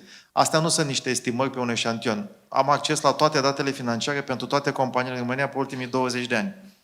Cea mai mare agenție de rating cu asta se ocupă și sunt în continuare în Consiliul de Administrație la nivel european acolo. În România, o firmă face în medie bani la fiecare 50 de zile. Cu ce marge? Aia este EBITDA, e profitul operațional monetar. Adică câți bani faci din activitatea de exploatare plus cheltuielile monetare, amortizări, deprecieri și în medie în România e 12%. Sigur că diferă de la un sector la altul. Horeca, de exemplu 5510, restaurantele, o să-ți facă la 33 de zile 28% marjă. Nu orice companie din Horeca face la fel. Un restaurant din Herăstrău, la care mă gândesc acum, face la 70 de zile, dar marge 50%. Când vinde Tomahawk-ul, îl vinde la 100 de euro. Un quick service restaurant, el are codul ca în tot restaurante, dar face la 4 zile shawarma și o vinde cu marge de 7%. Și acum ce e mai bine? 4 zile cu 7% sau 70 de zile cu 50%? Și anualizezi. 70 de zile într-un an, o învârți de 5 ori. Ori 50% înseamnă 250. Ăla cu 4 zile o învârte de 90 de ori. Ori 4%? 36. Și atunci, care e mai bun? E simplu de văzut, da? Și atunci tu faci într-un an, România SRL face la 50 de zile 12%. De 7 ori pe an, ori 12, 84. E valoarea adăugată să ia de la bancă credit pe capital de lucru cu dobândă anualizată de 8% și să introducă într-un circuit care produce valoare pe fiecare un leu introdus, învârtit de 7 ori pe an la 12%, 84%, păi e de 10 ori mai multă valoare. Că tu iei bani de la bancă 100.000, la care plătești 8%, și îi învârți de 7 ori și faci 12%. Și atunci este de 10 ori mai mare valoarea adăugată pe randament. Și așa s-ar calcula al doilea element de randament procentual pe capitalul investit în circuit. Cam ăștia ar fi indicatorii la care trebuie să te uiți, apropo de capacitatea de reziliență.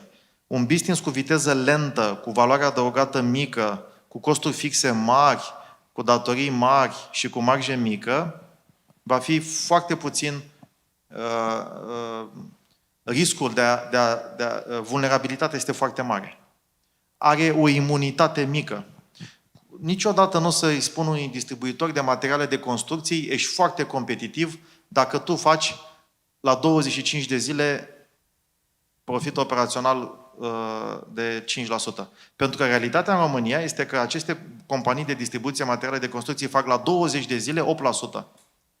Deci un business mai lent, cu marjă mai mică, niciodată nu o să fie mai competitiv. De aceea este foarte important să-ți cunoști reperele concurenței. Și concurența niciodată nu o să fie după codul KN. O să fie compania X, Y, Z, W, care fac cât de cât lucruri asemănătoare ca tine. Și atunci, asta te ajută să nu cazi în capcana confortului. Sunt bun. Întrebarea e, sunt suficient de bun? Că dacă am întâlnit antreprenori care făceau profit, cash flow, scoteau dividende, trăiau bine. O companie de acoperișuri din țiglă, din, să zicem, Bistrița Năsăud. Să zicem că o companie de țiglă cunoscută la nivel național din Brașov nu a căzut în această capcană să se complacă. Deși ambele companii, acum 12 ani, aveau aceeași dimensiune a cifrei de afaceri, respectiv 70 de milioane de lei, firma din Brașov, Adică Bilca. pe care o vedem peste tot, și la televizor și pe toate drumurile, are acum 1 miliard 200, firma din Bistrița Năsăud, cu nume nemțesc, dar e o companie românească, are 320 de milioane. Ambele au pornit de pe același punct, acum 12 ani, 70 de milioane. Una a crescut de 15 ori, una de 4 ori. Și atunci, dacă te vei uita pe structura de cash flow a celor două companii, vei vedea că una a luat-o pe o scară foarte conservatoare, adică a produs mulți bani, a dat dividende și nu s-a dezvoltat, iar cealaltă a produs bani, a luat dublu credite, a făcut investiții și mai mari, a luat triplu credite, a făcut investiții și mai mari, a luat și mai multe credite. Ce e interesant este că a alternat perioada de consolidare, investiție, consolidare, investiție, ceea ce îți recapacitează puterea de a lua un nou credit mai mare de la bancă. Deloc întâmplător, cealaltă companie are profit operațional net de peste 20% și este de 3 ori mai mare, iar asta mai mică e pe pierdere. Și atunci se cheamă competitivitate. Știi? În viața privată nu mă interesează ce faci tu, la câte culci, ce mănânci, ce bei, e treaba ta. În business mă interesează să te compar cu piața.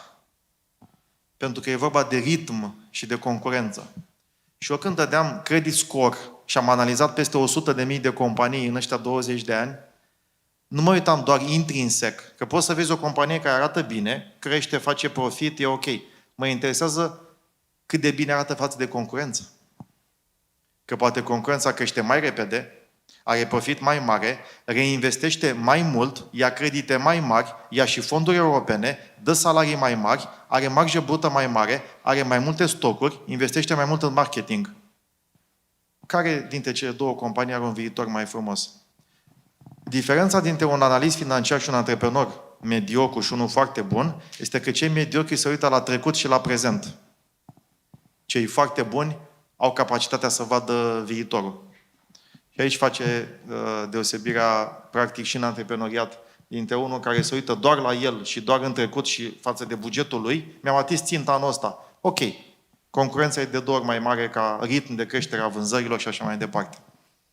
Poate părea complex și este, dacă n-ai instrumente de analiză. De aceea, doamna Saigo spunea mai devreme să te uiți la datele contabile. Aveți dreptate, realist, dacă te uiți la registrul la jurnal sau la balanță, dezvolți strabism în timp. Deci, mai ales dacă nu-ți plac cifrele cum ne plac nouă și suntem obsedați de asta. Eu, de exemplu, am simțit nevoia pentru antreprenorii, în special IMM, să simplificăm treaba asta.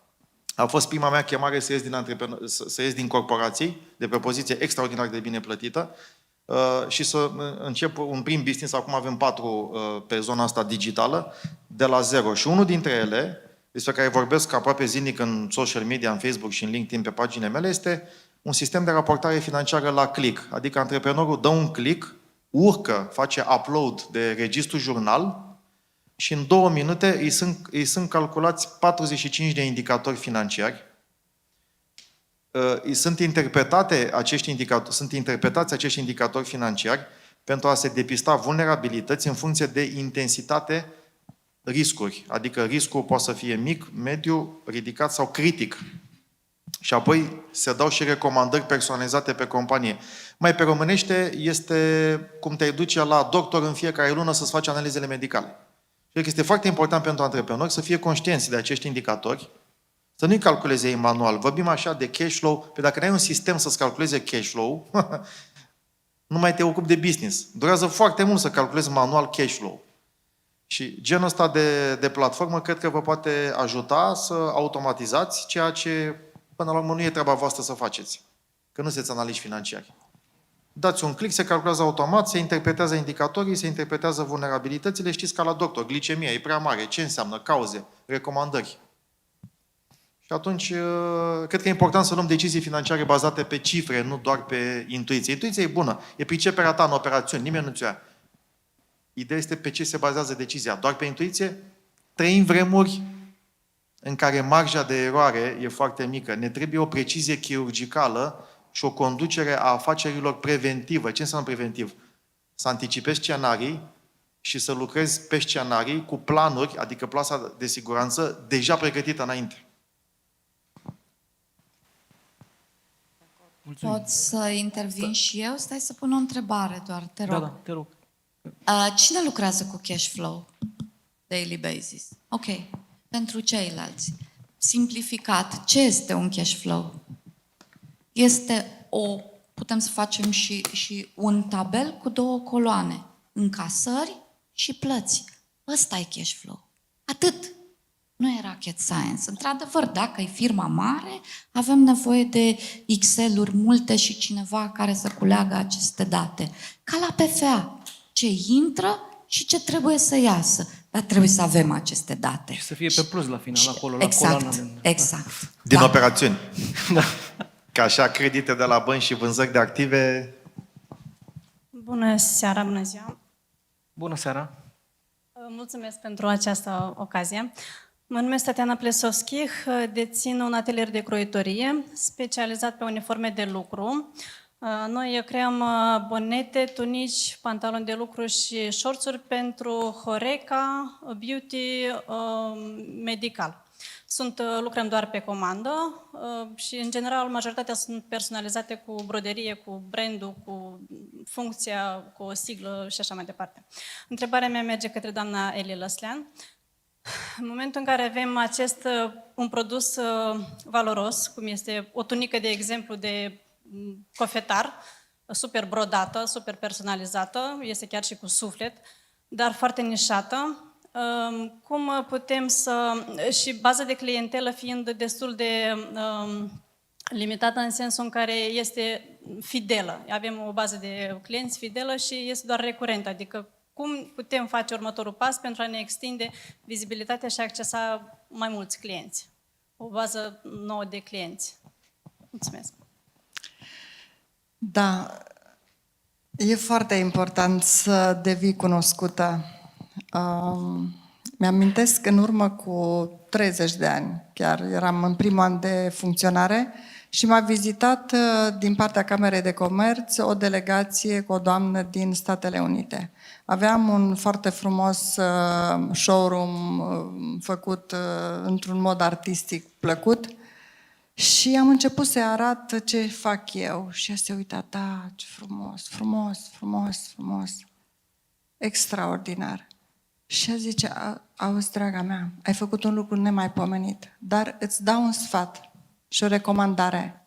Vezi să nu rămâi secretul din Arad, de pe strada cu tare. Deci, în vremurile pe care le trăim noi acum, cu digitalizarea asta care și pe mine personal mă zăpăcește, dar m-am adaptat, să știți că am cont pe TikTok, vă rog frumos să mă căutați, Eli Lăslean, și vă rog frumos așa. Deci neapărat, dar neapărat, cel mai frumos produs tu trebuie să ți-l prezinți în online, pentru că nimeni nu mai are timp să vină să vadă. Eu am trecut prin toate fazele. Sunt, cred că, cea mai abilitată să pot să-ți spun cum este și cu offline și cu online.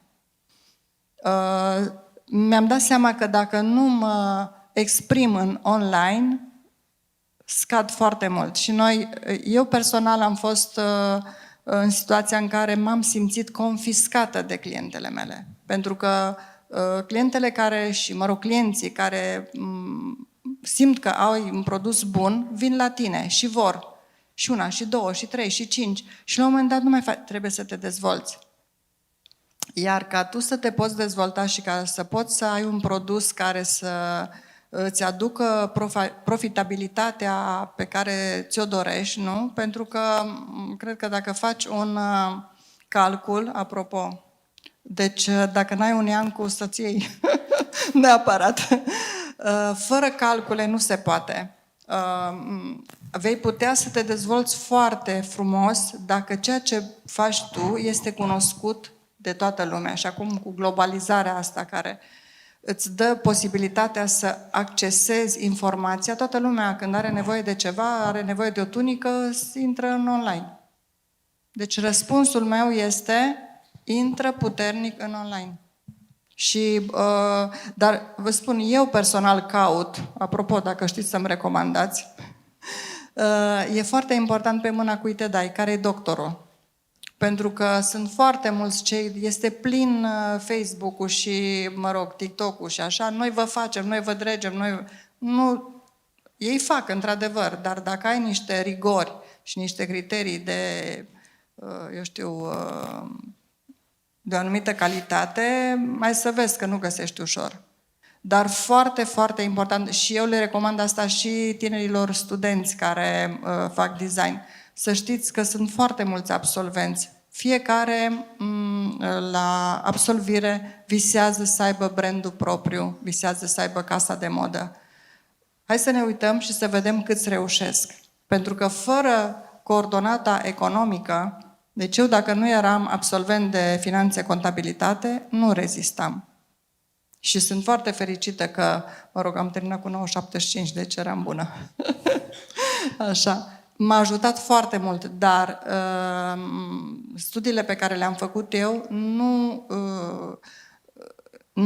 nu erau la nivelul a ceea ce este la ora asta.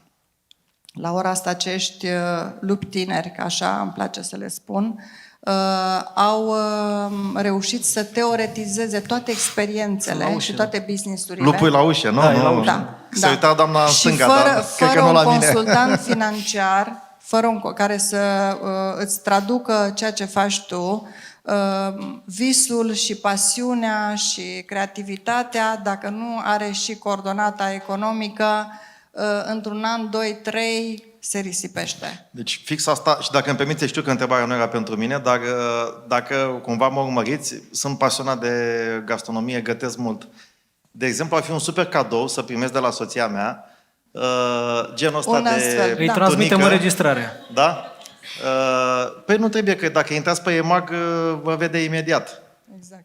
Zeci de mii de soții să-și pună soții la treabă Deci în bucătărie. răspunsul este online. Nu? Exact. Tunică Ăsta este personalizată. Pentru că nu răspunsul. trebuie să Unul fie neapărat singur. pentru bucătar, patiser, Deci specializat într-o credeți-mă, cofetărie. eu după 33 de ani, că am îmbrăcat-o, prima pe care am îmbrăcat-o a fost, îmi dai voie să spun totuși pe cine, Da, că vă rog. cei care sunt în sală poate se bucură. Da, o să- Deci, prima vedetă care mi-a purtat o creație și când mi-am dat seama că sunt bună, a fost Mădălina Manole. Prin 94. Mă uitam la festivalul de la Mamaia și am văzut, Doamne, zic, avea niște pantaloni albi despicați, o vestă și un trench lung alb despicat și zic, extraordinar, asta este ținuta mea. Și mi-am dat seama că sunt bună. După aceea am fost la un târg, a venit Nadia Comăneci și a zis, wow, ce rochie ai, vreau și eu. Am fost la Nadia Comăneci, am făcut rochie așa. După care am venit în București și m-au văzut cei de la Antenă. Pe Alexandra Stoicescu 3 ani la rând am îmbrăcat-o. Cu toate, am avut contract cu toate prezentatoarele de știri de acolo. Și am continuat. Angela Similia, eu știu, Cristina Țopescu, erau și prima, Anca Țurcașiu, Înțelegem. recent Pentru că timpul ne- Andreea Marin și... Avem timpul limitat, știți că la televiziune Da, timpul avem. întotdeauna e timpul Da, limitat. Să dăm ok. ocazia și celorlalte afaceri să vorbească. Deci, și cu toate astea vreau să vă spun că sunt foarte multe fete. Acum, când mi-am deschis contul de TikTok, au apărut și am început să vorbesc. Sincer, mi-a fost foarte frică. Frică mare de TikTok, de ce zic eu acolo, cum zic. Și au văzut, da, sunteți extraordinare, dar de unde ați apărut? Nu v-am văzut, nu știm. Înțelegi? Deci e foarte, foarte important să apari, pentru că acum lumea virtuală domină. Mulțumim. Următorul? Vă rog, poftiți. Bună seara, mă numesc Denis Condrea, activez în domeniul beauty în jur de 20 de ani, de 10 ani sunt și distribuitor de produse cosmetice și producător de produse cosmetice pentru păr, inclusiv și păr. Adică produc și păr. Cei care nu au păr sunt destul de mulți. Da? Deci aveți un client acolo. Îi Poate să-și ajutăm. cumpere. Așa, asta îmi place, că e un pic mai vesel pentru că intrasem puțin într-o... Da, seriozitate, da? Deci, în domeniul beauty activează în București peste 1500 de SRL-uri, adică de saloane, da? Este un domeniu de prestări servicii foarte activ, unul dintre cele mai active în România care a mai rămas, pentru că producția este mai mică, din câte știm, da? Peste 1500 de saloane fizice și peste 10.000 doar în București de prestatori de servicii în domeniul beauty, cosmetică, păr și așa mai departe, da? Noi suntem, eu vin adică o zic din partea tuturor colegilor din domeniu, noi suntem o fire comodă. Ce înseamnă comodă? Nu ne place partea de birocrație, hârtii, contabilitate, da? Și întrebarea mea este către doamna Valentina, întrebarea roșie. Care sunt avantajele la un PFA și care sunt dezavantajele? Pentru că majoritatea colegilor, fiind și distribuitor, aleg prin recomandare SRL-ul, chiar dacă au o cifră de afacere între 10 și 30.000 de euro, anual, mă refer, da? nu prea depășești ca și persoană fizică să prestezi servicii pentru o cifră mai mare anual, da? Și le e frică de acest PFA. Nu că le e frică neapărat, așa au auzit ei, așa, nu. De-aia și zic că suntem comozi și nu stăm să analizăm. Apropo de analize, da? Nu stau, nu citesc, nu se uită, nu știu ce înseamnă balanță, bilanț și așa mai departe, da? Deci, fire comodă, nu doar comodă, dar și artistică. Practic, majoritatea artiștilor nu stau să analizeze. Mulțumesc mult! Și eu îți mulțumesc pentru întrebare. Începem cu partea teoretică, să vă explic diferența între contabilitatea de angajament și contabilitatea de trezorerie. Eu zic că nu, că și așa e cald afară. Da? Și avem așa. Mă speriasem. Da. Și avem așa. Partea fiscală. Acolo este o diferență și avantajele și dezavantajele nu le putem spune pentru că nu știu concret care este cazul tău. Și ți-aș fi spus, dacă vrei concediu de îngrijire copil, nu-ți fă PFA la un moment dat. Da? Nu-ți fă PFA, pentru că va trebui să-ți suspenzi activitatea în momentul în care îți faci PFA, în cazul în care știm cum e în domeniul beauty, că e mai mult pe lângă decât pe casa de marcat. Da? Deja nu prea e. Deja nu prea e. Ok, da, nu mai e. Conformarea voluntară se duce și 9 din 10 clienți plătesc cu cardul, de aia și zic că nu prea e. Da, dar stai liniștit că și eu primesc mesaj. Nu funcționează cardul, vino cu cash la salon. Da? Cunoaște. Exact. Deci, este problema odată, casei de marcat, care poate să nu fie conectată la sau să nu existe deloc. Da? Hai să nu le dăm idei. Nu intrăm în detalii de genul acesta. Deci, contează foarte mult planurile tale de viitor. Dacă vrei să-ți deschizi o formă de organizare și vrei să te asociezi cu cineva, nu poți să faci asta cu PFA-ul. Dacă vrei să îți deschizi mai multe business-uri, nu poți să faci chestia asta cu PFA-ul. Ai voie la maxim 5 caienuri pe PFA și maxim 3 salariați. Te limitează. Dacă vrei credite sau fonduri europene, în afară de momentele în care știm noi care bancă dădea credite cu buletinul la medicii stomatologi pentru case cu rulaj zero, da? Nu poți să iei fonduri europene pe PFA. Dacă vrei să ai un proiect de scurtă durată, să vezi dacă funcționează business-ul în sine, poți să-ți faci un PFA pentru că îl deschizi ușor, îl închizi aproape ușor, pentru că în relația cu ANAF-ul, PFA-urile sunt cele mai chinuite. Softul care administrează PFA-urile și persoanele fizice e praf, dă niște erori inimaginabile. Da? Deci să nu credeți că am PFA e mai simplu. Nu!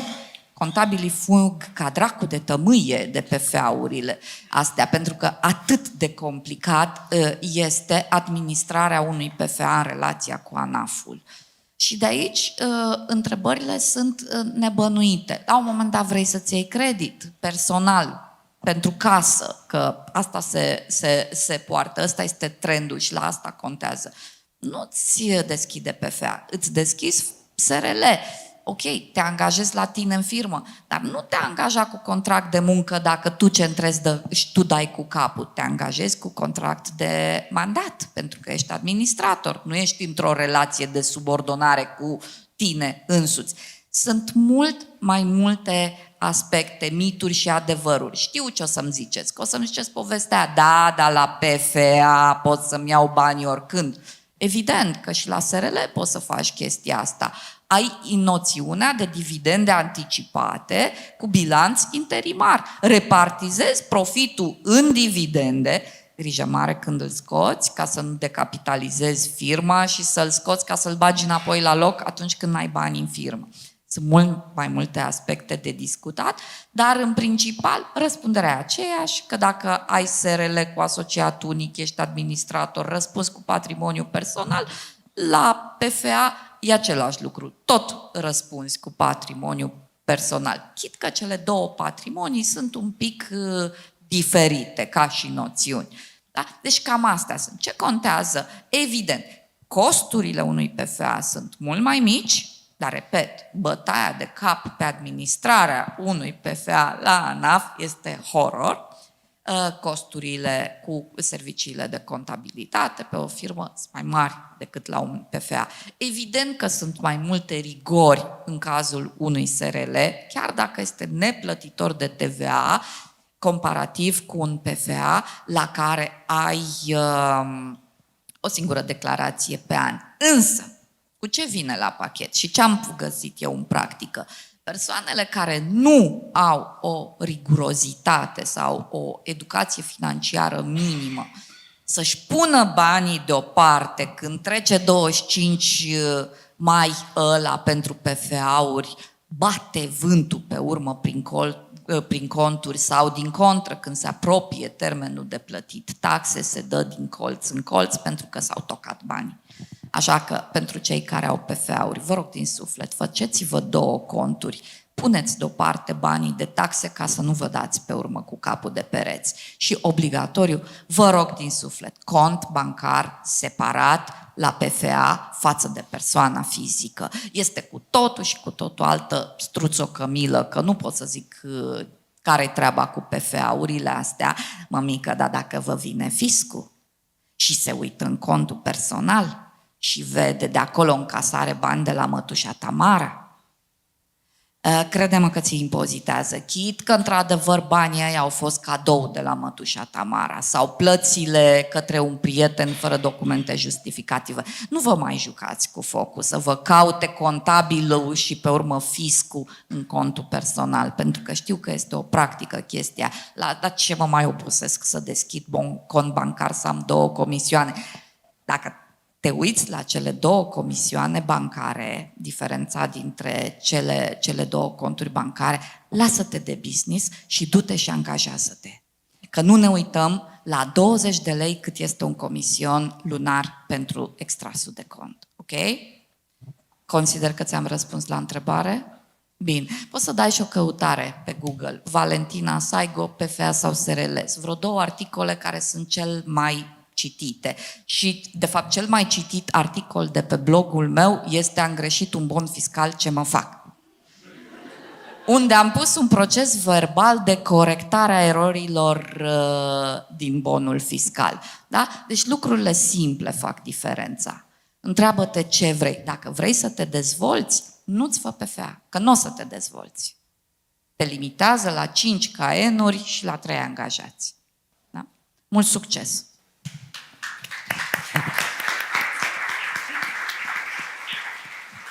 Hai, te rog. Bună seara, salut Dragoș, numele meu este Robert Șușman, sunt student în anul 3 la The Entrepreneurship Academy și am 21 de ani.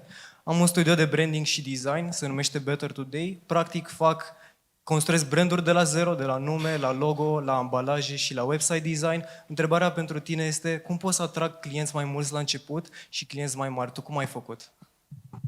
Mulțumesc. De unde să începem?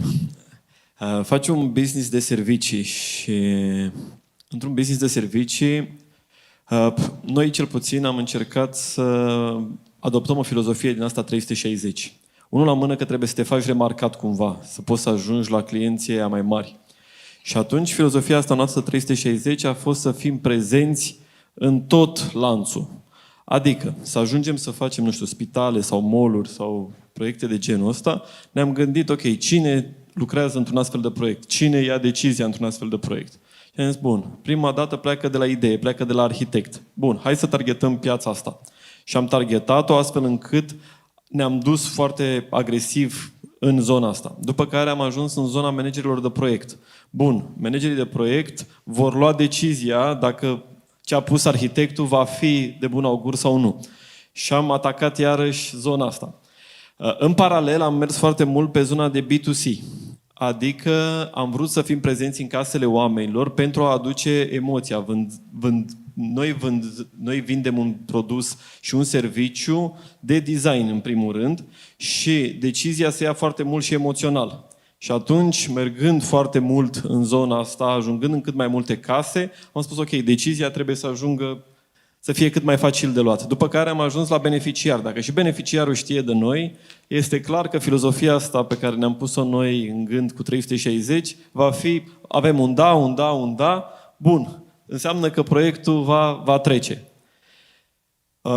Un alt lucru pe care l-am făcut a fost să oferim tot timpul mai mult decât se așteptau clienții noștri. Și am plecat de la clienții foarte mici și tot timpul am oferit în plus față de așteptările lor. Și asta ne-a adus un capital foarte bun de imagine, de pozitivism emoțional din partea clienților. Asta a funcționat la noi și în business-ul tău presupun că lucrurile sunt destul de asemănătoare. Am avut, așa cum am spus și mai devreme, interacțiune cu studii de brand și cu toată zona asta și trebuie să ajungi la cât mai mulți oameni pentru a deveni cât mai relevant. Mulțumesc. Cu mare drag. Mai avem timp de 10 minute. Sunt două colege, una pe stânga, una pe dreapta. O să le rog frumos să fie aproape de voi. Pe rând, o singură întrebare pentru fiecare business mentor. Da? Deci o singură întrebare. Vă prezentați domeniul de activitate și care este întrebarea. Vă mulțumesc frumos. Putem începe. Vă rog. Bună seara! Mă numesc Loredana Sevestrian. Am o întrebare pentru doamna Valentina. În momentul de față am un centru de terapie pentru copii cu dizabilități. Am încercat din sponsorizări să susțin o parte din serviciile copiilor, pentru că costurile sunt foarte mari, iar statul nu acoperă ce ține de depunerea actelor și de a obține fonduri prin casă. E ceva foarte stufos și de durată. Întrebarea este cum pot atrage mai multe sponsorizări, pentru că, cum ați spus mai devreme, foarte mulți fug de redirecționarea acelui impozit către noi. Nu doar cei care fug de redirecționarea acelui impozit. Din păcate, micro-întreprinderile și PFA-urile nu mai pot face sponsorizări. Și asta să-i mulțumim domnului Ciolacu pentru asemenea modificări. Doar firmele plătitoare de impozit pe profit pot face sponsorizări. Bănuiesc că tu ai un ONG, nu? Obligatoriu ONG. Doar către un ONG putem face sponsorizări. Vorbesc cu Sala, care încă nu știe lucrurile astea. Și da, este ok acest duo, ca să zic așa. Da. Și atunci, decât prin promovare, ca și sursă de venit pentru ONG-ul care asigură terapiile pentru copii, să știi că, uite, și noi avem un caz, o colegă de la serviciu are un copil special și îmi donez ziua de naștere și niște clienți de-ai noștri plus noi sponsorizăm de fiecare dată o asociație care ajută alte persoane bolnave sau cu nevoi speciale să strângă bani prin ONG-ul respectiv. Și este o sursă de venit foarte bună în sensul acesta și funcționează. Adresează-te contabililor. Pentru că de multe ori contabilii sunt problema. Fug de hârțogăraie pentru că, mă scuzați, dar nici antreprenorii nu-și asumă hârțogăraia. Noi facem niște eforturi pentru această sponsorizare. Completăm noi contractele de sponsorizare, chitanțele, gestionăm lucrurile, avem grijă ca fiecare să aibă ce trebuie. Fă tu chestia asta pentru ei.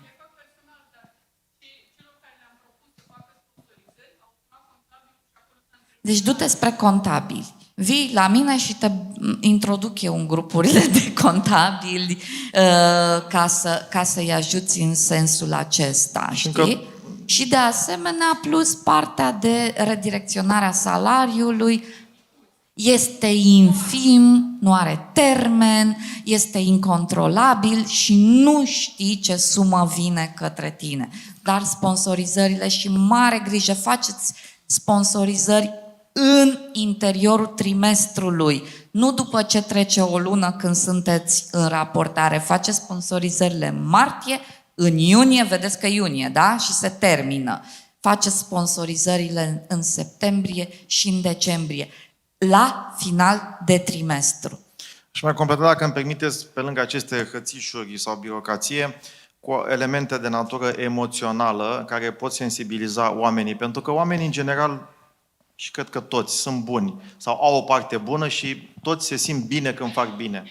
Și vreau să vă împărtășesc două exemple concrete care au funcționat la organizația unde am fost executiv și unde, de exemplu, oamenii lucrează prin oameni. Și atunci nu trebuie să știi pe CEO-ul de la o multinațională, dar dacă ai o prietenă, o colegă care lucrează într-o companie și îi propui să facă un târg de... Noi făceam, de exemplu, găteam acasă. Și aduceam mâncare, eu sunt macedon, piperchi țârgăsiti. Poate știți, ardei cu brânză, noi macedonii mâncăm brânză cu ardei. Mult. Și aduceam rețeta asta, care era foarte celebră în Cofas, s-a adus Iancu piperchi țârgăsiti. Vindeam o porție cu 50 de lei, că erau prețuri foarte mari. Toți ne cumpăram mâncarea unul altuia. Unele colegi veneau cu prăjituri, altele veneau cu tot felul.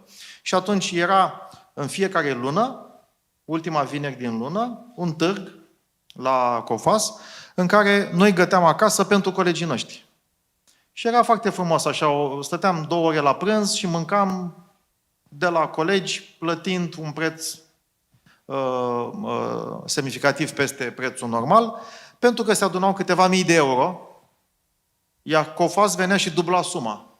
Și vreau să vă spun că eu am venit cu ideea asta pentru că cineva m-a abordat, încă nu eram CEO, eu am început la Cofas la 18 ani, băgam date în calculator cu 200 de lei pe lună și până la nivel de CEO am trecut prin foarte multe responsabilități, dar a fost suficient ca cineva să mă sensibilizeze, să vină să-mi spună ideea asta, da? O asociație care sprijină copiii bolnavi de cancer, la care, sincer, eu mă duceam din egoism. Un egoism însămânțat, inspirat de mic copil, de bunica mea și de mama mea, care m-au dus la copii, la orfelinate, ca să-mi arate că în viață unii trăiesc mult mai prost ca mine. Și am ajuns să cultiv acest sentiment de recunoștință, care este extraordinar de important în viață, să fii recunoscător pentru ceea ce ai. Și în continuare mă duc să stau în mijlocul copiilor bolnavi de cancer, de leucemie, care n-au un picior, care n-au un braț, pentru că mă încarcă extraordinar de mult, în perioade extraordinar de grele, când muncesc 16 ore pe zi și văd necazurile adevărate pe care le au alții. Și plec extraordinar de încărcat de acolo. Și pentru că am avut o experiență personală, Monica de la asociația The Little People, de exemplu, mi-a zis: Iancule, te văd impresionat de ceea ce vezi în jur și pleci de aici, unii pleacă triști. Tu pleci, cum poți să pleci așa vesel din mijlocul acestor nenorociri și necazuri? Pentru că îmi dau seama cât de multe am. Și atunci am adus în Cofas acest sentiment. Nu eram CEO, nu eram nici manager. Am vorbit la HR, le-a plăcut ideea ca noi să gătim unii pentru alții. Foarte frumos. Cine gătește împreună, stă împreună. Decât să venim la birou, fiecare pe laptop își face treaba și plecăm. Deci, ideea, tu ce vinzi? Sentimentul de apartenență la o echipă. Atunci când tu gătești acasă și dai altuia, e cel mai frumos lucru. Și vii la birou și vindeți mâncarea unui altuia și se adună bani și vreau să zic că în fiecare lună Cofas dădea 5.000 de euro, 12 luni, ori 5 ani, faceți calculele celor 400.000 de euro adunate dintr-o idee care Monica i-a spus lui Iancu, care s-a dus și oamenii, știi, puțin și Cofas dubla suma și tot așa. Asta e o idee. Am făcut o postare cu o brățară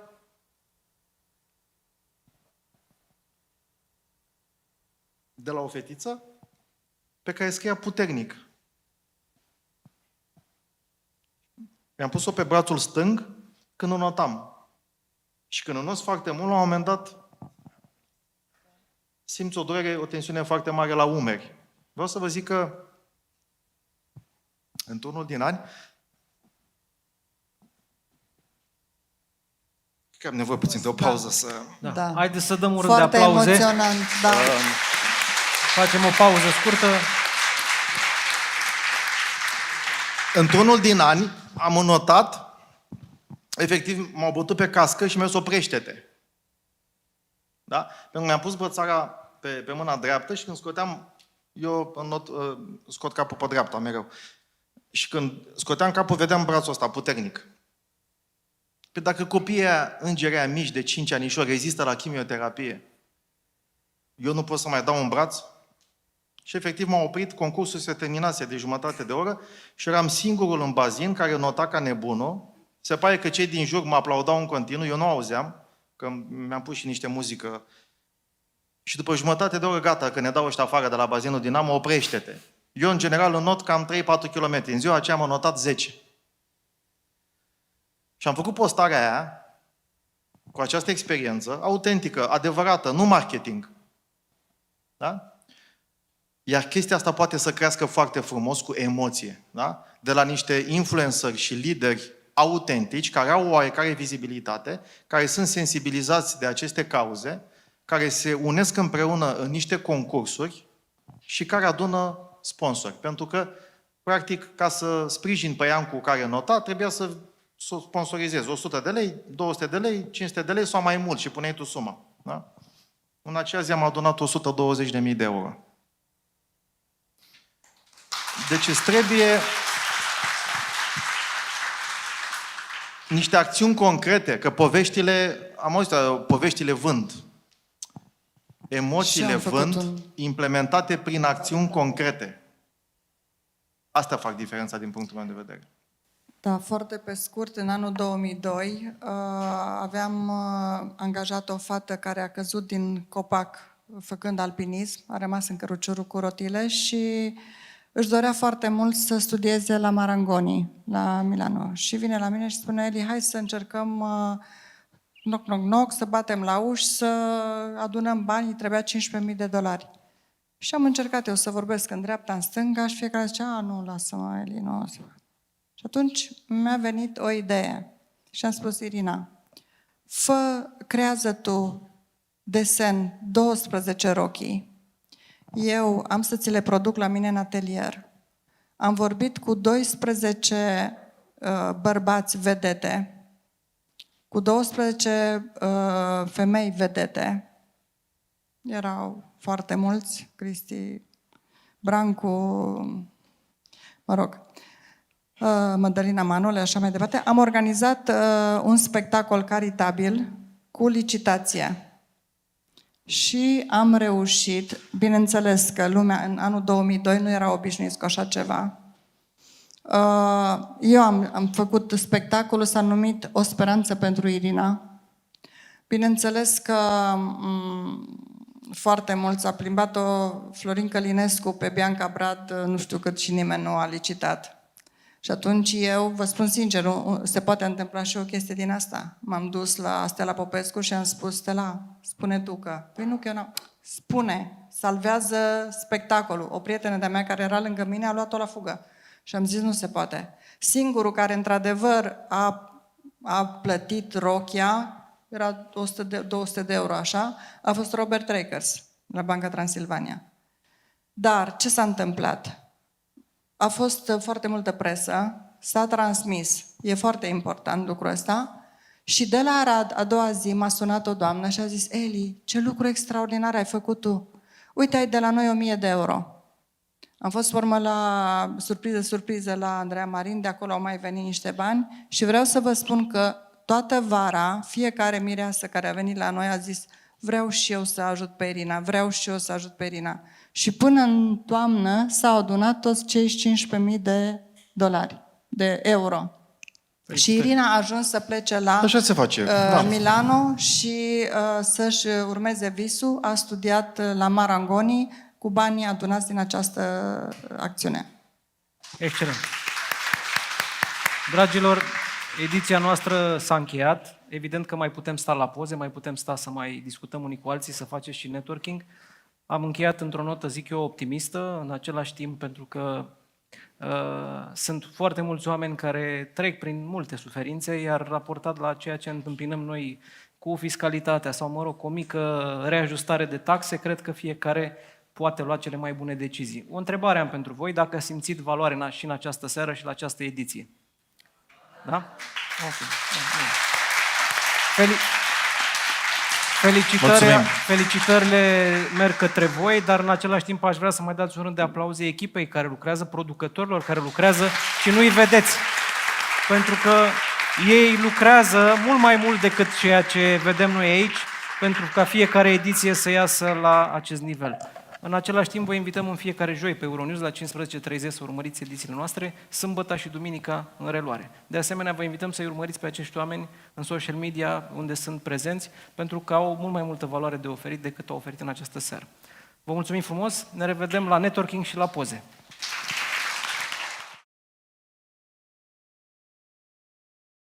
Afacerile inteligente au nevoie de resurse la îndemână. Prin contul George pentru afacerea ta poți beneficia de creditul George Smart Business pentru cheltuieli și investiții bine planificate. Faci totul 100% online, din confortul biroului tău.